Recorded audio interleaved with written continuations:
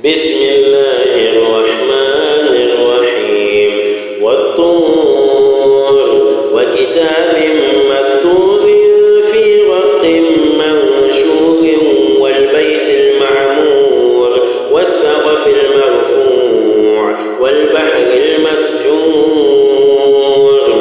والطور وكتاب مسطور في رق منشور والبيت المعمور والسقف المرفوع والبحر المسجور.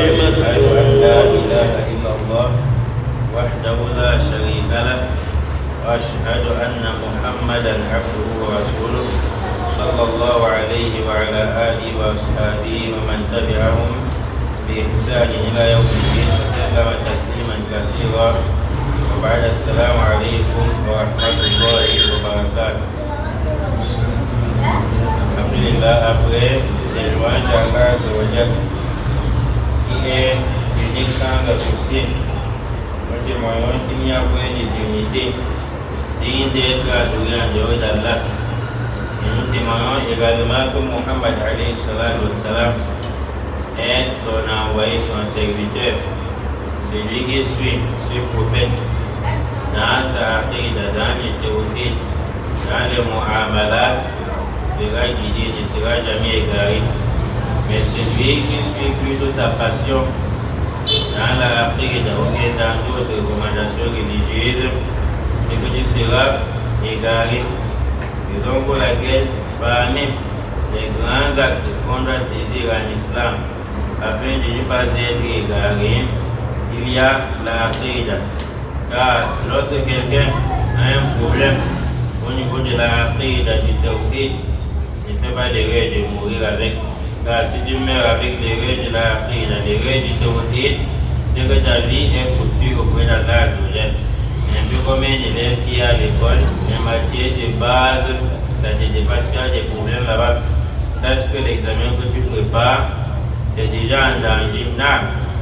Aujourd'hui, on va continuer où on s'était arrêté dans le char de l'Aqida al-Sunnah wal-Jama'a, écrit et expliqué par Ibn Taymiyyah rahimahullah ta'ala. On avait terminé avec son introduction. Lui-même, il a fait l'introduction de son livre. Et ça soit maintenant pour expliquer son livre, il prend la partie de l'introduction en détaillant certains points qui sont importants. Ibn Taymiyyah rahimahullah commence à dire Bismillahir Rahmanir Rahim, Alhamdulillahi Rabbil Alamin, wa sallallahu wa sallim ala nabiyyina Muhammad wa ala alihi wa ashabihi wa man tabi'ahum bi ihsanin ila yawmiddin, amma ba'd. فهذا أول الشروع في هذه الرسالة الصغيرة الأفضل. يعني ça c'est le début d'explication de ce petit livre qu'on appelle l'Aqida al-Sunnah wal-Jama'a. Il dit Al-Kabiratu Ma'na. Il explique son livre Aqida al-Sunnah wal-Jama'a as-Saghiratu ou bien as-Saghirati al-Afdal, qui dans les lettres sont petites. Tu vas voir que c'est un livre résumé. Le volume du livre est petit, mais est grand en termes de compréhension, dans le sens. C'est un peu comme le Coran. Tu vas voir le Coran, environ 6000 versets poussières. Le Coran, 604 pages. Tous des milliers de livres que vous voyez dans le bas monde. Les Kutub Sitta, les livres de fiqh, les livres de Aqida, tout cela entre dans le Coran. Le Coran absorbe tout cela. Donc tu vois le Coran, tu penses que son volume est petit, alors que le jeûne, l'Aqida, le jeûne, la Salah, là pour venir de là, tous les livres que les savants écrivent reviennent dans le Coran. Et nous, tu vois, le livre Aqida al-Sunnah wal-Jama'a, quand tu vas voir que c'est résumé, mais dans la traduction, dans le sens, dans le fond, tu vas voir que c'est si large. Son contenu, c'est quoi?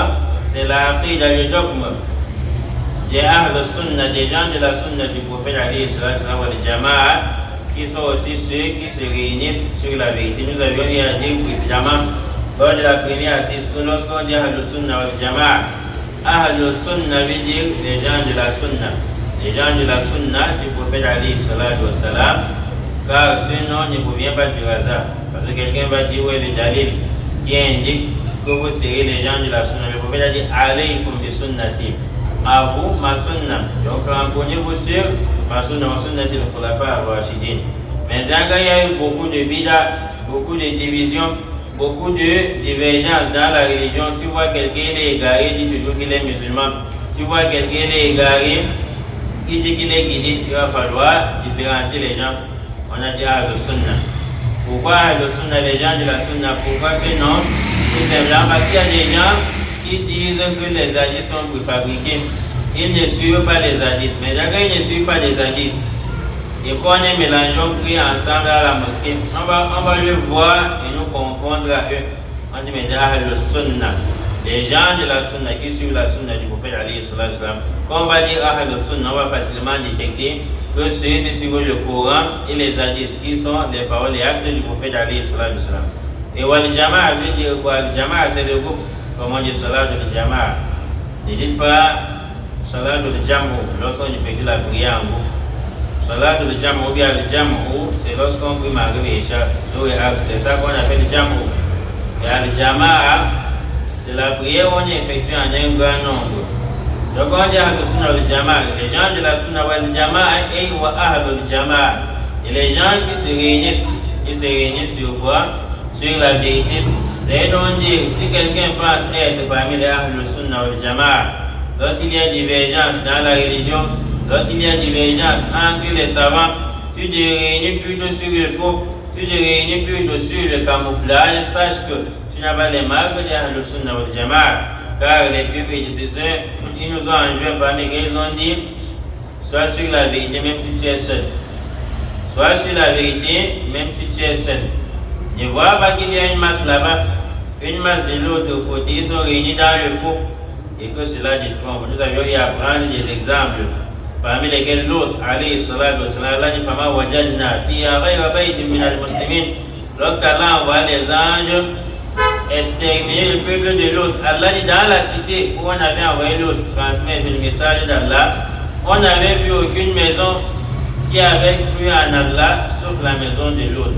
Donc toute la cité avait mécru. C'est donc dire, ne vois pas la masse des gens, tu déduis que la vérité c'est là-bas. Là, Ahlul Sunna wal Jama'a, ils sont ceux qui se réunissent sur la vérité. Et les innovateurs, quand ils innovent, quelqu'un dit je suis chiite, je suis tijan, je suis ceci et cela. Quand ils innovent, on voit les Ahlul Sunna wal Jama'a comme ceux qui apportent les désordres dans la religion. Alors qu'en réalité, c'est lui qui apporte les désordres. C'est toi qui es le premier à modifier la religion d'Allah, à apporter ta passion dans la religion d'Allah. Quand on te combat, tu dois apporter les désordres dans la religion d'Allah. Je vais vous citer certaines particularités des Ahlul Sunna wal Jama'a qui indiquent qu'ils sont bien guidés par rapport à d'autres sectes égarés. Je vais vous citer certaines de leurs particularités. Premièrement, vous allez voir que les Ahlul Sunna wal Jama'a, leur tout premier da'wa, leur tout premier appel vers Allah, ce n'est jamais la prière, ce n'est jamais le jeûne, ce n'est jamais le pèlerinage, c'est toujours le tawhid qui a été la da'wa. L'appel, de tout envoyer. Essayez de voir.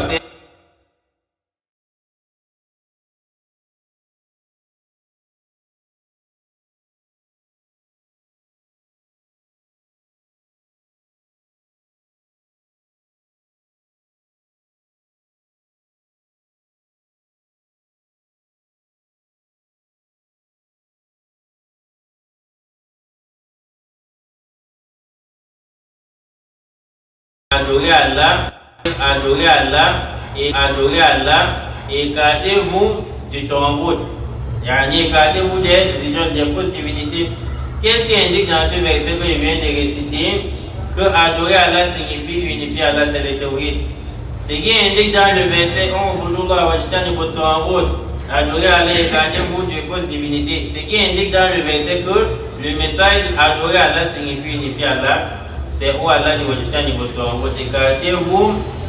de fausses divinités. Car l'adoration où on est en train d'adorer Allah, c'est écartant des fausses divinités, n'est rien d'autre que le tawhid, le tout premier message des envoyés, c'est le tawhid. Essayez de voir l'établir, les soufis, les chiites et autres. Vous allez constater que c'est très difficile de trouver un programme de 3 mois, 6 mois, 1 année où ils appellent toujours les gens dans les tawhid. Voici l'un des principes de Ahl Sunnah wal Jama'a qui est similaire avec la voie des envoyés. Deuxième principe que vous allez noter, c'est que les Ahl Sunnah wal Jama'a, quand ils prêchent, que ce soit les théories ou autre chose, ils n'ont pas peur de dire la vérité. Ils n'ont pas peur de dire la vérité, tout comme les envoyés n'ont pas eu peur de dire la vérité. Quel est le prophète qu'Allah nous a commandé de le suivre? Dans le Coran, de suivre sa voie. Ibrahim alayhi salam, regardez Abraham, parce que les gens confondent les choses.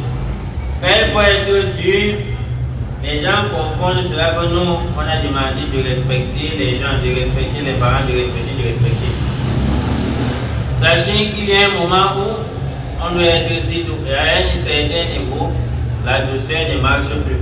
Regardez Abraham alayhi salam, qui est celui dont Allah nous a commandé de le suivre. Abraham dit, Allah dit, وَاذْكُرْ فِي الْكِتَابِ إِبْرَاهِيمَ إِنَّهُ كَانَ صِدِّيقًا نَبِيًّا. Rappelle sur les livres d'Abraham, il a été صِدِّيقًا نَبِيًّا, prophète. Allah dit lorsqu'il dit à son père, Ya abati, ô père, inni qad ja'ani min al-ilm.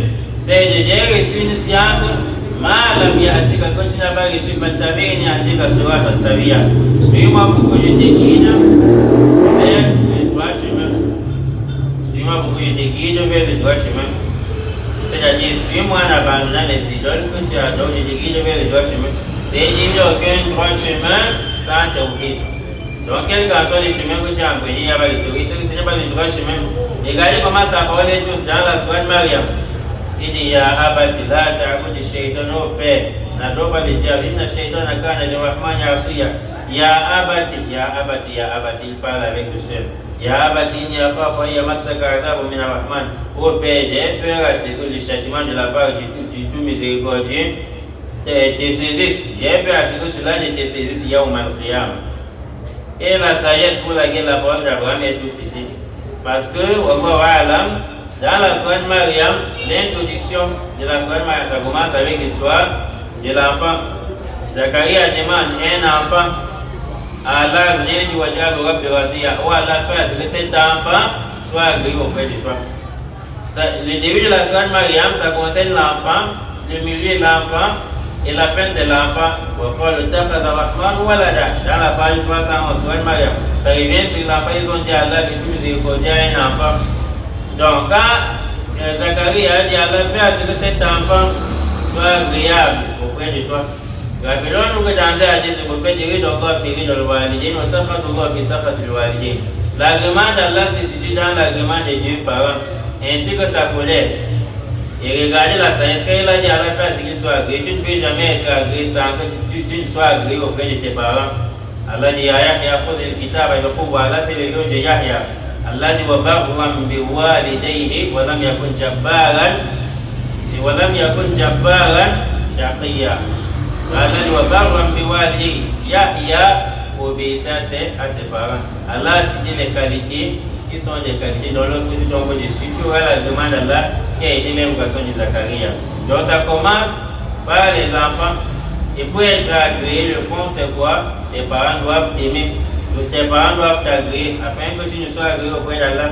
Raison pour laquelle vous voyez quand on arrive sur Yani, Ibrahim alayhi salam, ses paroles sont douces. Mais regardez dans la soirée à l'An'am. Le chapitre 6 à l'An'am, dans la page 128, ça veut dire que les bestiaux, les animaux, et Allah a qualifié qui d'animaux, ce sont les kuffars, les associateurs. Allah dit, ils ne sont rien d'autre que comme des bestiaux. Regardez maintenant la parole d'Abraham vis-à-vis de son père. Dans la soirée de Mariam, ça avait tout seul. Mais dans la soirée d'An'am, page 74, verset 74, page 137, Inch'Allah, Abraham dit, وإذ قال إبراهيم لأبيه آزر أتتخذ أصناما آلهة inni araka wa qaumaka fi dalalin mubin. Abraham dit à son père, Allah dit rappelle lorsqu'Abraham a dit à son père, ô père, es-tu en train de prendre des idoles comme divinité? Inni araka wa qaumaka fi dalalin mubin. C'est de moi, Abraham ton fils, je te vois ainsi que ceux qui te suivent dans l'égarement évident. Jésus parle au vêtement que vous êtes dans l'égarement. Qui parmi nous aujourd'hui ont le courage de dire que ce soit leurs parents, de dire que ce soit Yanni à n'importe qui, qu'il est dans l'égarement, lorsqu'il est en réalité dans l'égarement, sans avoir rien peur, sans avoir peur de dire autant pour moi, sont les âmes de Sunna wal Jama'a. Il s'est réalisé aujourd'hui, on va dire l'enfant là, non, il a un cœur Dieu, ce n'est pas un cœur Dieu. Car Abraham a dit, c'est qu'est-ce qu'Allah dit? Est-ce qu'Allah l'a réprimandé? Wattafadallahu Ibrahima khalilan. Allah dit dans le verset 125 page 98 de la Sourate Nisa, Allah a pris Abraham khalilan comme ami intime. Donc aujourd'hui, qui ont le courage de faire cela, ce ne sont rien d'autre que la Sunna wal Jama'a. Regardez Abraham face à Namrud. Namrud était un roi. Personne n'a osé répliquer Namrud encore face à face. Abraham alayhi salatu wassalam, il est roi qui a donné dans la sourate page 43, Inch'Allah, verset 250, il dit Abraham dit au roi qui était mécréant, mon Seigneur, c'est lui qui tue et c'est lui qui donne la vie. Et nous mots dit moi je tue aussi, je donne la vie. C'est-à-dire qu'ils sont en plein débat. Nous mots dans les tafsirs, il dit apporter 2 prisonniers. Il a tué l'un, il a déversé le sang. Il a libéré l'autre, il dit moi aussi je tue, je libère. Ça n'a même pas de sens. Abraham ne s'est pas attardé dessus. Il a dit فإن الله يأتي بالشمس من المشرق فأتي بها من المغرب فبهت الذي كفر. C'est Allah qui va faire à ce que le soleil vienne, ça se lève de son lever, à ce que le soleil se lève de son coucher. Namrud s'est tué. C'était un roi qui l'a répliqué sans avoir peur. Qui ont ce rythme aujourd'hui, ce ne sont rien d'autre que les Sunna wal Jama'a. Ils n'ont pas peur de dire la vérité. Parmi les marques, il y a le Sunna wal Jama'a, vous allez voir, vous n'allez pas trouver chez certains s'étaient égarés. C'est quels qu'en soient les problèmes qu'il y a entre eux. Ils ne tuent pas les gens. Même s'il y a des problèmes, comment ils peuvent bagarrer, ça peut arriver. Les tensions montent. Mais tu ne vas jamais entendre qu'un imam qui est parmi là le Sunna wal Jama'a, il a tué quelqu'un. Comment se fait-il qu'un imam puisse tuer quelqu'un? Que l'imam ici démontre son droit. C'est que tu vas tomber, subhanallah. Est-ce que le prophète tuait les gens? Quand le prophète personne dit, Muhammad Allah que vous voyez, si démontre seulement son droit, c'est que les jours soient apportés. Là, quel prophète a tué des gens? Personne qui sont des imams ou qui sont ceux qui sont dans la voie ou quel qu'en soit les problèmes, ils ne passent pas au charlatanisme. Ce ne sont rien d'autre que les Ahlus Sunna wal Jama'a. Une autre caractéristique ou particularité, les Ahlus Sunna wal Jama'a, ils ont une similarité avec l'enseignement des prophètes ou bien avec ce que les prophètes ont vécu, dans la mesure où il y a des noms qui ne se donnent pas, mais on leur a donné un nom. On dit par exemple Wahhabi. Je n'ai jamais vu quelqu'un de la Sunna qui dit je suis Wahhabi. Il dit je suis Wahhabi, mais on lui donne ce nom. Quand tu regardes les chiites, lui il accepte formellement qu'il est chiite. Les soufis acceptent que je suis soufite. Les autres acceptent leur nom. Mais les Ahlus Sunna wal Jama'a, sinon ça a une base dans le Qur'an, Ahlul Hadith, ainsi de suite. Maintenant, on les appelle les Wahhabis. Ce sont les seuls qu'on leur a attribué un nom. On leur a attribué un nom parce qu'ils ont prêché les théories. Cela s'est passé dans la Sourate Baqarah avec les envoyés d'Allah. Am taquluna, page 21.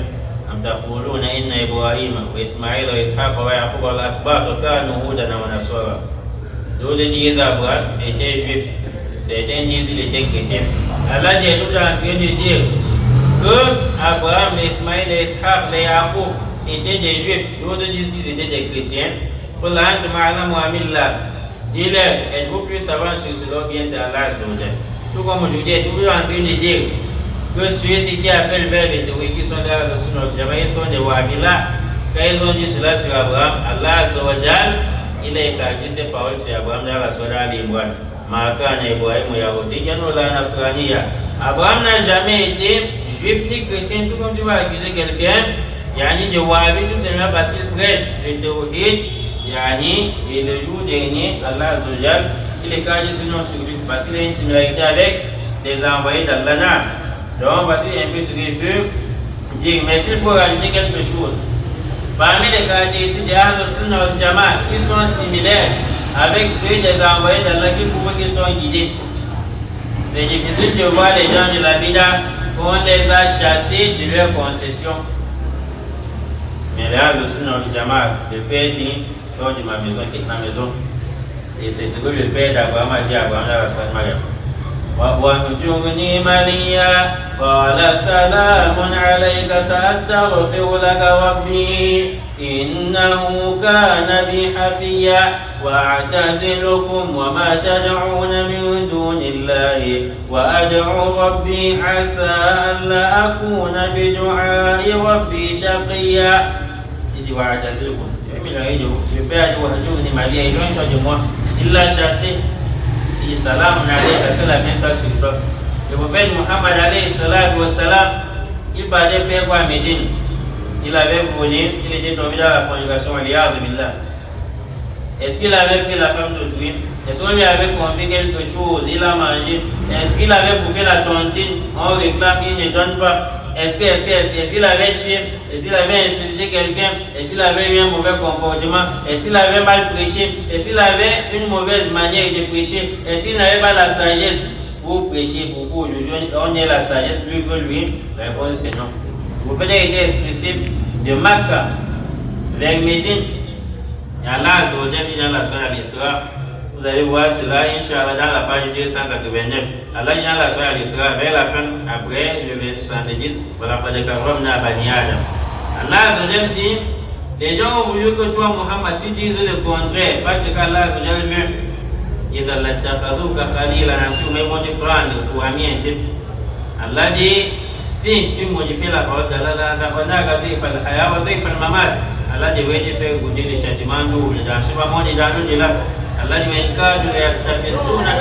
ont voulu t'expulser de la terre.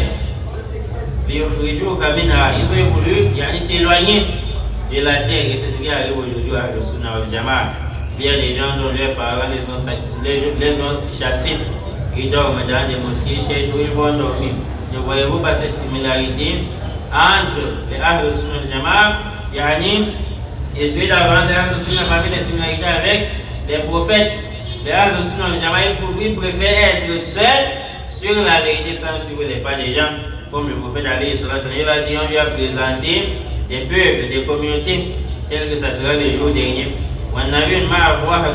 Il a vu un prophète qui sera avec vous déjà compris entre 3 et 9.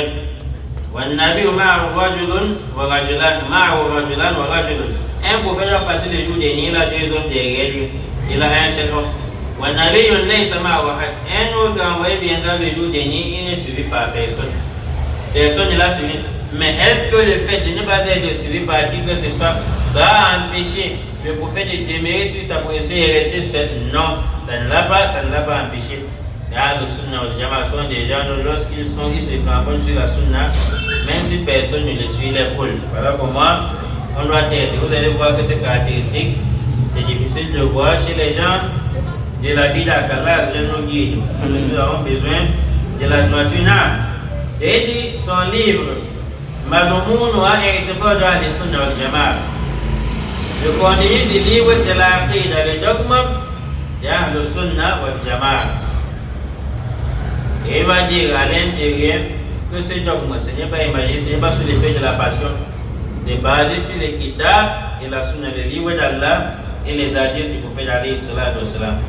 Il dit, fi sifatillah, l'aqida, le dogme des gens de la sunna et du groupe sauvés, en ce qui concerne sifatullah, les attributs d'Allah, fima yata'allaqu bil yawmil akhir, en ce qui concerne le jour dernier, ce qui est lié au jour dernier, wa ma sayamurru bika incha'Allah, et ce qui va se passer tout au long de ton chemin, comme par exemple que ce soit dans la tombe le jour dernier, il y a la balance. Ça regroupe tout ceci. La Aqidah est très large par rapport au tawhid. Il y a des gens, lorsqu'ils apprennent ou bien ils enseignent le tawhid, ils pensent qu'ils ont déjà beaucoup fait. La Aqidah est encore très large. Par exemple, la vie, si tu peux avoir une mauvaise Aqidah déjà, la tombe, une mauvaise Aqidah, le jour dernier, une mauvaise Aqidah, la fête des jeunes, une mauvaise Aqidah. Il suffit tout simplement, il dit que j'ai constaté quelque chose. Quand je porte cet habit, je vends beaucoup plus. Demain tu portes, tu vends encore. Après il dit que ça c'est la vie qui porte la chance. Ça c'est déjà une mauvaise Aqidah. Quelqu'un peut prêcher le tawhid, il a une mauvaise Aqidah. Quelqu'un peut prêcher le tawhid, il est égaré. Quelqu'un peut prêcher le tawhid, une seule chose dans la Aqidah, ça fait à ce que tu deviens égaré. Ça indique des dégâts. Lorsque tu as une mauvaise Aqidah, donc, quand on dit par exemple, ça va nous parler des attributs d'Allah. On va te faire savoir que ne prends pas les attributs d'Allah, tu peux forcément créer un nom dessus. Il faut savoir que tous les noms d'Allah, les attributs proviennent de tous les noms d'Allah. Mais tous les attributs d'Allah, on ne va pas extraire forcément le nom d'Allah dessus. Par exemple, Allah Ar-Rahman, Ar-Rahim, le tout miséricordieux, le très miséricordieux. L'attribut d'Allah ici, c'est Ar-Rahman. La miséricorde. Allah a une miséricorde. Allah As-Sami, il entend l'audience. L'attribut d'Allah ici, le nom c'est As-Sami, l'attribut c'est l'audience. Allah Al-Basir, le clairvoyant. Et l'attribut qu'on donne à Allah ici, Allah voit. Donc on va les attributs. Mais ce n'est pas tout attribut où quand tu vas venir là-bas, tu vas extraire le nom d'Allah. Comme Allah dit, Allah ils ont planifié, Allah aussi planifié. Allah est le meilleur des planificateurs. Planifier ici, ne comprenez pas, ne dites jamais que c'est un nom d'Allah. Ne dites jamais que c'est un nom d'Allah. Planifier ici, c'est un attribut d'Allah qui planifie. Ne dites jamais qu'Allah est magique. On dit demande de Allah dit, Wallahu khayrul makirin. Tu dis Allah est magique, tu lui donnes un nom. Et les bamons ont souvent un terme qu'ils emploient mal, quel qu'en soit le sens. Seigneur m'a permis, ça c'est une mauvaise affaire que Allah va Allah Washitopi. On appelle Allah Washitopi. Là où c'est celui qui a le concours du bon. On veut interpréter avec ça. Quel qu'en soit le sens, c'est vraiment cette prononciation. Seigneur m'a permis en islam. Il y a Mossam Tawhid wa Adillatuha. Les types de tawhid et les preuves sur ces types de tawhid. Parce qu'il y a des gens, lorsqu'on dit le tawhid est divisé en trois types ou bien en deux. Tawhid, l'uluhiyya, al-rububiyyya, al-asma wa sifat. Certains disent, vous dites que nous sommes des innovateurs. N'est-ce pas le mot tawhid, al-rububiyyya, al-uluhiyya, vous avez aussi innové. Par exemple, laquelle nous avons version dit les types de tawhid wa adillatuha. Ibn Uthaymin dit i'lam anna al-ulama rahimahumullah qasamu at-tawhid ila thalathati aqsam. Sache que les ulémas, les savants, qu'Allah leur fasse miséricorde, les savants ont divisé le tawhid en trois types. Quelqu'un peut dire que il dit on suit les savants ou bien on suit le prophète. Quelqu'un peut se poser cette question. Quand on dit les savants, on dit on suit les savants ou on suit les prophètes. Allah lui-même, il a dit face à Allah, demandez aux gens de rappel si vous ne connaissez pas. Demandez aux gens de rappel, c'est-à-dire les savants, si vous ne connaissez pas. Une parenthèse, qui est d'abord savant? Savant, c'est celui dont, quand tu lui poses une question dans le Coran, il t'explique. Dans les hadiths, il t'explique. Tu oublies un passage dans le Coran, il te rappelle. Tu oublies ce qui s'était passé dans les hadiths, tu as confondu l'histoire, il te rappelle. Tu oublies la fin du hadith, il te rappelle. Tu oublies la fin du verset coranique, il te rappelle. Tu oublies la chaîne de transmission du hadith, il te rappelle. Tu oublies quand est-ce que ce verset coranique a été révélé, il te rappelle. Tu oublies la circonstance du verset coranique, il te rappelle. Tu oublies la circonstance du hadith, il te rappelle. C'est celui-ci qui est savant. Allah n'a pas dit face à Allah, les gens du rappel. C'est-à-dire quand quelque chose t'échappe, tu peux auprès de lui, tu trouves la solution. Donc s'il y a quelqu'un qui est imam un verset qui t'échappe, tu vas auprès de lui, explique-moi ce verset. Tu viens par exemple, tu dis, Allah dit dans le Coran, voilà ta'akulu mimma lam yuzkar ismullahi alayhi.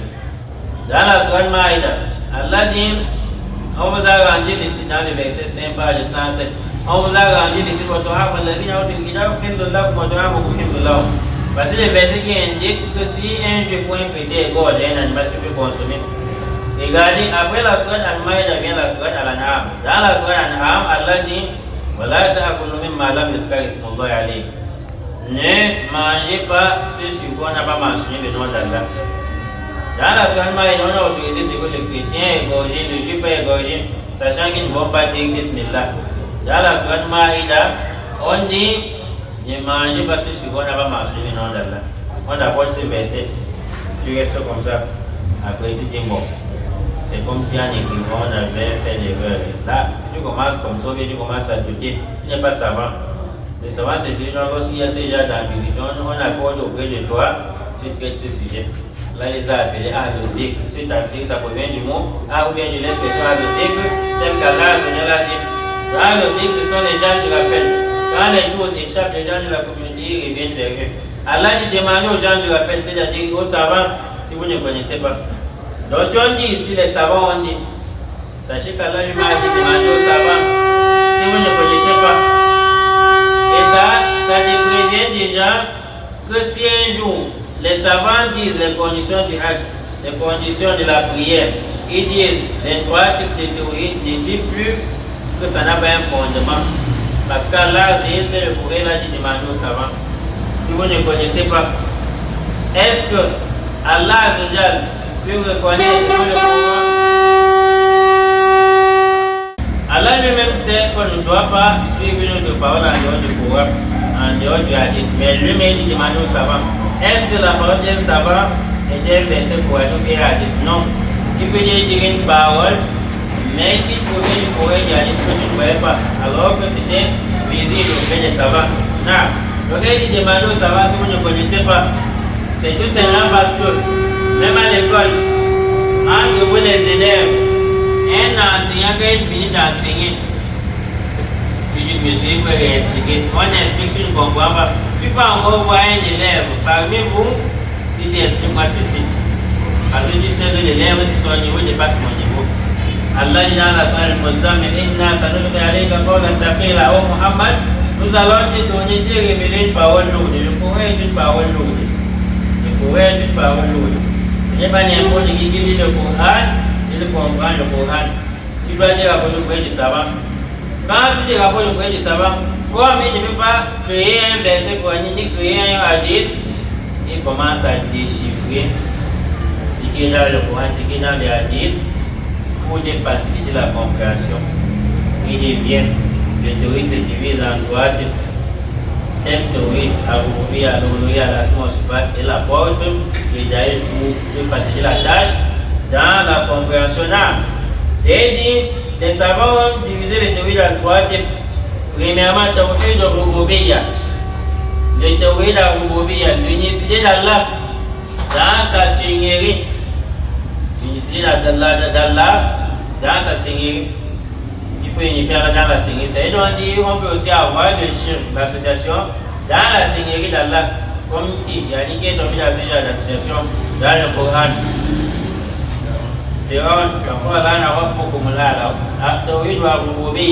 Le mot Rububiyya provient de Rabbun. Alhamdulillah, Rabbil Alamin, Rabbun.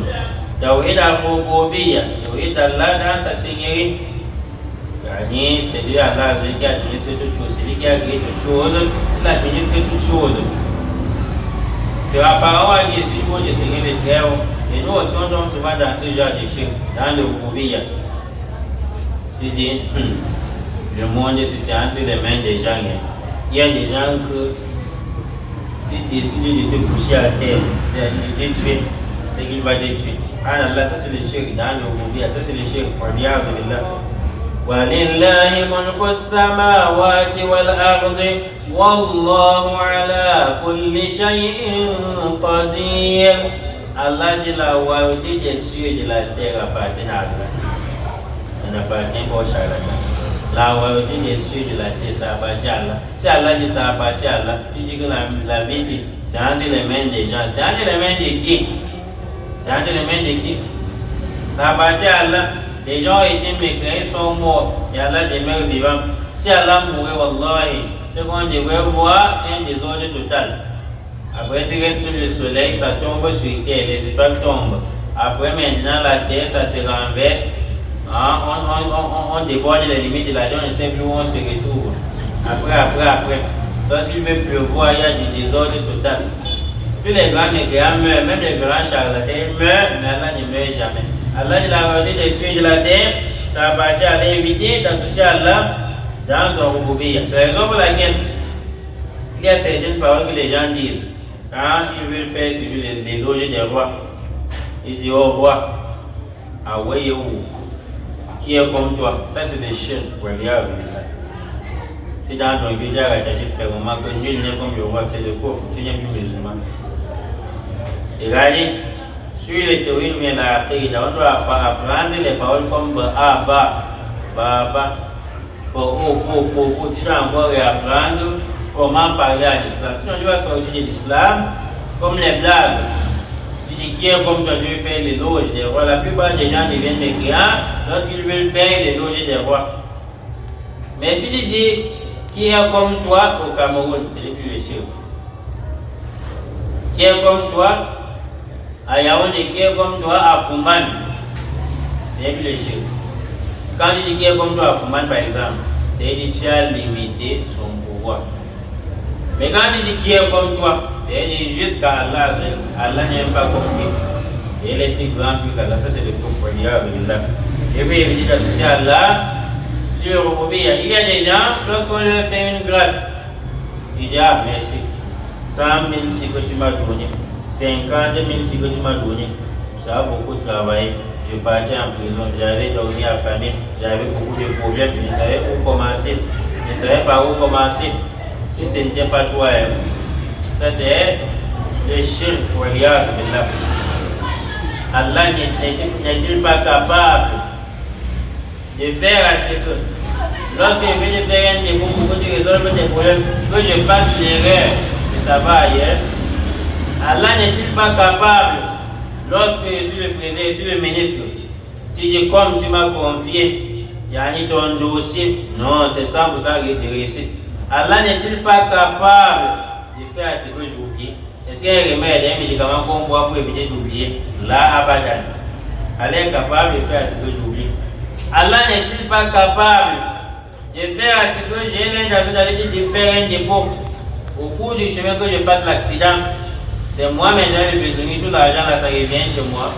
Je dis qu'Allah facilite la tâche. Je lui dis si ce n'était pas Allah, si ce n'était pas la grâce d'Allah, mais d'abord le nom d'Allah devant. Tu ne m'as pas dit si ce n'était pas toi, oh, je ne sais pas ce que j'allais manger. Si ce n'était pas, c'est que. Ça, c'est les chers, regarde de là. Dans le rouboubiya, nul ne peut administrer, sauf Allah. Donc, deuxièmement, wa tawhidu al-uluhiyya, l'unicité d'Allah dans son adoration. Parce qu'il y a souvent beaucoup de distinctions. Distinguer ceux qui sont guidés et ceux qui ne sont pas guidés. Voici où il y a souvent beaucoup de problèmes. Parce que le théorie de rouboubiya, il fait avec dans sa seigneurie, c'est facile, tout le monde peut dire cela. Parce que c'est difficile de trouver un être humain qui va dire que les cieux, c'est moi qui ai créé. Sauf Allah, les gens vont accepter cela. Les gens vont dire comme il peut la marche avec ça. Et les tabliens, c'est un secte égaré, il se base sur cette théorie. Il entre dans la mosquée, il prêche. Il se dit, regardez, si on prend les 7 cieux, les 7 terres, on lance sur le pose-pied d'Allah, le kursi. Le kursi dans la langue, c'est la chaise, mais dans le sens de la chaise, c'est le pose-pied d'Allah. On lance sur le pose-pied d'Allah, ça sera comme une bague qui s'est égarée en bouche. Allah, après les gens qui l'ont. On commence à essuyer les larmes. Si on prend ce kursi, on jette sur les arches, le trône d'Allah, ça sera comme une bague qui s'est égarée en bouche. Allah,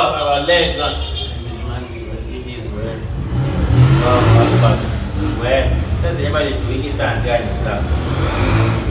Le véritable problème c'est à l'honorer, à suivre l'adoration. Est-ce que ton salut c'est uniquement Allah? Est-ce que ton rappel total c'est uniquement Allah? Est-ce que chercher la chance de commettre c'est uniquement Allah? Est-ce que ton invocation c'est uniquement Allah? Est-ce que ta vie c'est uniquement Allah? Est-ce que ce que tu es mort c'est uniquement Allah? Est-ce que ta mort c'est pour Allah? Qul inna salati wa nusuki wa mahyaya wa mamati lillahi rabbil alamin. Dis-leur, c'est de ma prière, mon sacrifice. C'est-à-dire, ne même pas sacrifier les charlatans. Dis-leur, ma prière, c'est uniquement pour Allah. Il y a des gens qui ont vécu leur prière depuis Ramadan jusqu'à un autre Ramadan. Il y a le riyad, ce n'est pas pour Allah.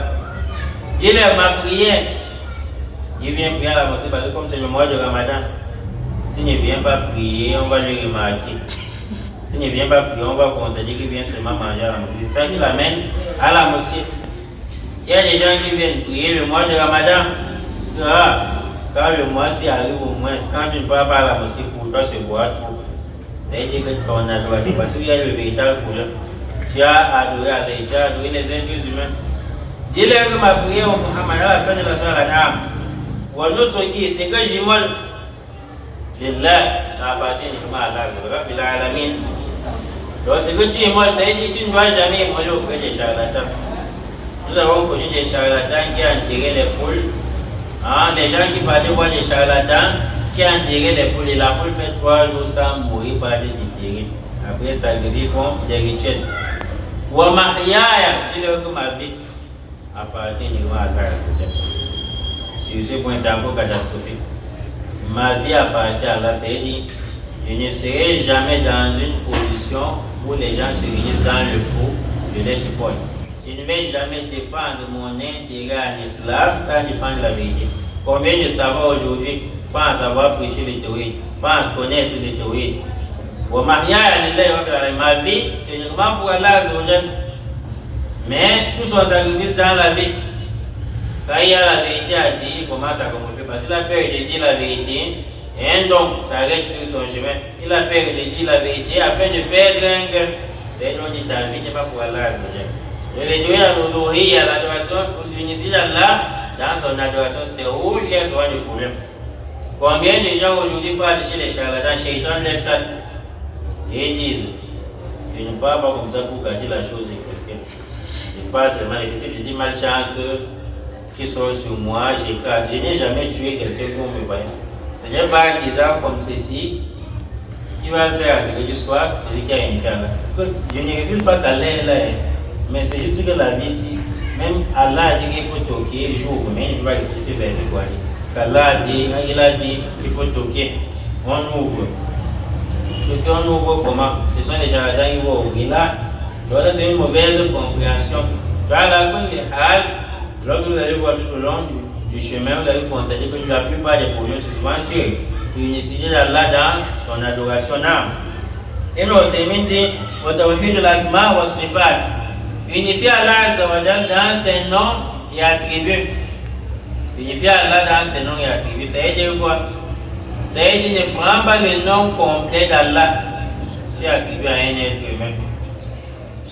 Comme par exemple, tu es le roi des rois. Allah. C'est bon, ils ont interdit ceci. Nul n'est le roi des rois. C'est Allah qui est le roi des rois. On est là, Malik al-Mulk. Dis oh Allah, Malik al-Mulk, le roi des rois. Ne dis jamais tu es le roi des rois. Donc ne prends pas un nom qui est uniquement pour Allah, tu donnes à qui que ce soit. Les savants, d'autres savants ont dit, si tu appelles quelqu'un Aziz, Aziz, c'est parmi les noms et attributs d'Allah. Quand on parle de noms et attributs d'Allah, il y a Aziz. Quddus. D'autres disent, si tu appelles quelqu'un Quddus, simple appellation, Aziz, simple appellation, ça ne pose pas de problème. Et ça ne sort pas de l'islam. Mais regardez les dangers. Si quelqu'un, par la grâce d'Allah, vous sauve, peut-être on devrait avoir la guerre au Cameroun, dans vos concessions, il y a un roi ou bien un préfet. Allah facilite, il gagne. Et tu sors en faisant ses éloges. Tu dis Andal Aziz, tu es Aziz. Si dans ton intention de Aziz, là, c'est un peu le Aziz d'Allah, ça c'est le pauvre, tu es mécréant. Et c'est simple l'appellation, ça va, il n'y a pas de problème. C'est raison, les gars, Allah Ta'ala, Moula Osami, connais-tu Un homonyme à Allah, celui qui porte entièrement le nom d'Allah, il n'y a personne. Il est suffisant d'Allah. Il faut savoir qu'Allah a des attributs. Les noms d'Allah et les attributs d'Allah peuvent ressembler à ceux des êtres humains. Mais n'importe pas la philosophie ici. Par exemple, Allah le dit ainsi longtemps. L'être humain aussi l'entend. Les animaux ils entendent. Allah a les yeux. L'être humain a les yeux. Les animaux ont des yeux. N'aborde pas la philosophie sur Allah. Allah entend. Ne dis pas qu'Allah a les oreilles lorsqu'il ne t'a pas informé le prophète. Que non, s'il entend déjà, c'est qu'il a les oreilles. Par exemple, voici nos oreilles. Nous entendons, voici nos oreilles, non. Il n'y a pas le non quand il faut parler d'Allah. Il n'y a pas la philosophie lorsqu'il faut parler d'Allah. Donc, les savants ont dit, essayez de voir entre nous. Nous avons les yeux, les animaux ont des yeux. Est-ce que nos yeux sont similaires aux yeux du lion? Non. Est-ce que nos yeux sont similaires aux yeux du chat? Il y a une différence. Est-ce que nos yeux sont similaires? On peut comparer avec les yeux du moustique. Est-ce qu'on peut comparer avec les yeux de la mouche? Donc si entre nous les êtres humains, on a des yeux ou bien entre nous les créatures, on a des yeux, mais ce n'est pas semblable. As-tu déjà vu l'œil du djinn? Si peut-être on demande l'œil du djinn, c'est différent avec tes yeux, avec ton œil. Donc s'il y a déjà cette différence entre les créatures, combien de fois maintenant pour Allah, n'y aurait-il pas de différence? Allah ici, procédé ne peut pas être comme pour nous. Donc, فقد قسموا هذا التقسيم بناء على التتبع والاستقراء. Les savants ont expliqué ces trois types de théories se basant sur ce qu'on appelle التتبع. التتبع c'est بحث شيء دقيق. يعني البحث بحثا دقيقا. التتبع يعني c'est d'entrer en profondeur de la chose. Rechercher une chose dans un verset jusqu'à la profondeur. Yani voir avec l'œil. Et comprendre un verset en profondeur, soutenu par des dalils. Un exemple. On a un féminin, Allah. Est-ce qu'au paradis, comme Allah a promis les femmes dans le paradis, est-ce qu'au paradis, après l'accouchement avec ces femmes, on va éjaculer? Il n'y a jamais un verset où il y a des qui dit au paradis après la mort, on va éjaculer, si on ne va pas éjaculer, qui vient directement. Il y a tata pour tu vois la torche, verset par verset, mot par mot dans le verset, langue arabe sur langue arabe, analyse sur analyse. C'est ce qu'on appelle tata pour. Les savants, ils n'imaginent pas, ils disent, ils ont des sandales. Ils ont fait qu'il n'y aura pas, il y a une éjaculation. Comme quelqu'un pouvait dire qu'il y aura des éjaculations. Ça, c'est dans son tafsir de la soirée al-Baqarah. Et Ibn Uthaymin dit, Allah dit, Azwaj mutahhara, ils auront des femmes mutahhara pures. Or, le sperme, c'est l'impurité. Nous savons déjà que c'est l'impurité. Pourquoi? Parce que quand on éjacule, soit on rince son sexe, c'est le madi, soit on fait le grand lavage. Tu ne peux pas éjaculer, tu vas prier comme ça avec. Tu dois te nettoyer. Si possible, tu fais le grand lavage. Ça indique déjà que c'est quoi? C'est l'impurité. Et Allah dit, Azwa du mutahhara, des femmes mutahhara pures, purifiées. Il dit, il y a deux types d'impurité. L'impurité qui est à l'extérieur du corps, comme par exemple la sueur, la saleté. Et l'impurité qui est à l'intérieur, qui provient de l'intérieur. Comme par exemple, l'éjaculation. Il dit comme Allah a dit mutahhara, des femmes pures. Et comme on constate déjà que les spermatozoïdes ou bien les spermes, c'est l'impurité. Il va conseiller, il n'y aura pas d'éjaculation au paradis. Une réponse claire. C'est ce qu'on appelle la tatabou. Wal-istiqra, c'est presque la même chose. C'est de chercher quelque chose, shay'an fa shay'an. Shay'an ba'da shay', l'un après l'autre. Des fois, on peut vous poser la question, c'est un verset coranique. Peut-être, ça rapporte d'ambiguïté. Comme par exemple ce qu'on disait tout à l'heure. Allah dit dans la sourate Al-An'am, Allah dit dans la sourate Al-Maïda, c'est permis de consommer ce que le juif et le chrétien égorgent. Et dans la surah Al-An'am, on dit Wala ta'kulu, ne consommez pas ma lam yuzkar isma Allah alayhi. C'est ce qu'on n'a pas mentionné le nom d'Allah. Si on aborde cette question, on coupe les versets comme ça. Toi-même, tu seras perturbé. Surtout quand c'est la première fois d'écouter cette perturbation. C'est la première fois qu'on t'aborde cette question avec ces versets. C'est-à-dire, l'istirra, c'est de prendre chaque verset. Tu montes un peu plus haut, tu viens en descendant, tu arrives dessus. Tu vois le contexte. Et tu prends de l'eau de verset, tu prends un peu en haut, tu viens en descendant. Inch'Allah, tu vas voir la différence entre les deux nappes. Imam, vous n'avez pas expliqué le troisième type de tawhid. Il dit, Al-Uluhiyya, la Seigneurie, dans la Seigneurie, Al-Rububiyya, dans la Seigneurie, Al-Uluhiyya, dans l'adoration, et Tawhid al-Asma wa Sifat, dans les noms attributs. Vous voulez un quatrième? Non, ça va, Imam. بعدهم فقد قسموا بناء هذا التقسيم بناء على التتبع والاستقراء واستئناسا بقول الله تبارك وتعالى. Ils sont surtout basés sur la parole d'Allah suivante. Dans la sourate Maryam, verset 65, Allah dit رب السماوات والأرض وما بينهما فاعبده واصطبر لعبادته هل تعلم له سميا. رب السماوات والأرض. Allah est le Seigneur des cieux et de la terre. Il n'y a aucune personne qui s'est associée à Allah dans la gloire de la création des cieux et de la terre. Et le Seigneur des cieux et de la terre, qu'on peut aussi son contenu, leur contenu. Allah est le Seigneur des cieux et de la terre. C'est dans la sourate Maryam, verset 65. Vous allez trouver, je pense que c'est le premier verset de la page 70. Allah dit Wama baynahuma. Il est ainsi le Seigneur de tout ce qui se continue, tout ce qui est contenu entre les cieux et la terre, ou bien dans les cieux et dans la terre. Allah dit pour cette raison, adore-le donc, adore Allah Azzawajal. Wastabir et persiste de l'ibadat dans son adoration. Adore-le, adore-le, j'adore Allah. Mais le Tawhid al-Uluhiyya avait dit je dois uniquement adorer Allah. Mais Allah dit ici dans ce passage adore. Qu'est-ce qui indique que adore Allah signifie adore uniquement Allah pour avoir le Tawhid al-Uluhiyya?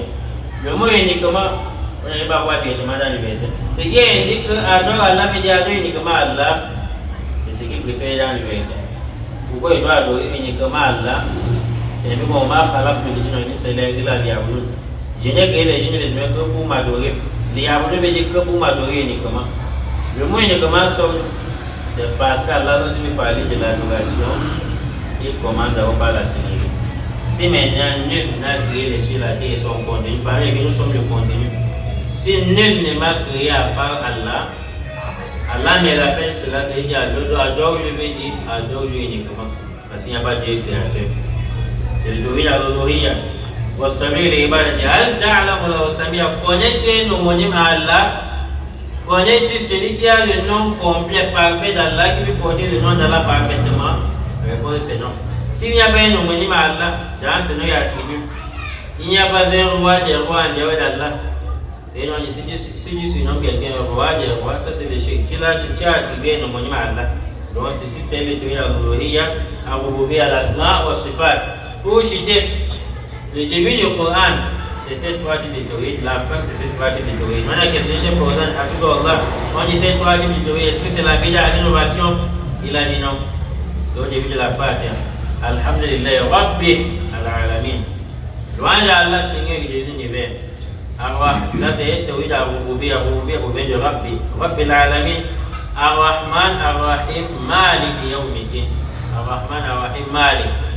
Tout miséricordieux, le très miséricordieux, le souverain du jour de la résurrection. Tawhid al-Asma wa Sifat, l'initié d'Allah, dans ses noms et attributs. Iyyaka na'budu, c'est toi seul que nous adorons. Iyyaka veut dire toi seul. Na'budu veut dire c'est toi qu'on adore. Iyyaka veut dire c'est uniquement toi qu'on adore. Si tu adores Allah, cette adoration, tu mets la croix dessus vis-à-vis de toute créature. C'est-à-dire que c'est le tu es dans ton adoration et c'est Tawhid al-Uluhiyya. Et regardez la fin du Coran. Qul a'udhu bi rabbin nas, mot rabbun, de rububiyya, de Seigneur des hommes. Si on doit l'unifier dans ça signifie Malik nas, Malik, le roi, le souverain, et tawhid wa al-asma wa sifat. Ilah nas, yani ilah nas, al-ilah, c'est celui qui mérite d'être adoré. Non, c'est celui qui est adoré par les hommes. Ilah nas, c'est tawhid al-uluhiyya. Donc cela est venu dans le Coran. Allahu a'la wa a'la. Et si maintenant quelqu'un veut toujours persister que non, je veux voir un verset, on a dit, je veux voir un verset où c'est écrit, on va lui dire, est-ce que, comme on avait dit dernièrement lors du film, est-ce que la bière c'est haram? Il n'y a pas de doute qu'un bon musulman va dire la bière c'est haram. Est-ce que le biscuit, le faïté, le golbon c'est haram? Il n'y a pas de doute qu'un bon musulman va dire oui c'est haram. Tu lui dis, montre-moi un seul verset où Allah a parlé du golbon, du fighter. Le chemin que tu as emprunté pour savoir que la bière c'est haram, lorsque son nom n'est pas mentionné dans le Coran, c'est-à-dire l'Isra wa Tadabbo, Al-Qiyas, la comparaison, c'est le même chemin qu'on a emprunté pour montrer cette loi de Tawhid. Wallahu a'la wa a'lam. سبحانك اللهم وبحمدك أشهد أن لا إله إلا أنت أستغفرك وأتوب إليك. اللهم أرنا الحق حقا وارزقنا اتباعه وأرنا الباطل باطلا وارزقنا اجتنابه. والطور وكتاب مسطور في مشهور والبيت المعمور والسقف المرفوع والبحر المسجور